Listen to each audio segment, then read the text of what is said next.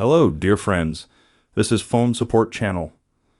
Before you start watching this video, please subscribe to the channel and give it a like.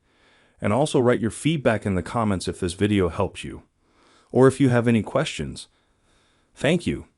In this video, I want to show and tell you how to scan QR code on your iPhone. First, you need to enable the scanner function in your iPhone settings. To do this, you go into the settings and look for the item Camera. And here you need to enable the item Scan QR Code. After that, you can go back and open your camera.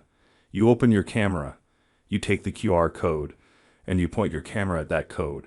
And the phone automatically opens the link. Or you can forward that QR code to social media. Or you can copy the link to it.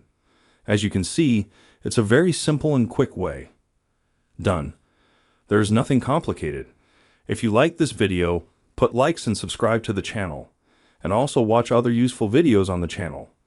That was Phone Support. Bye bye. See you later.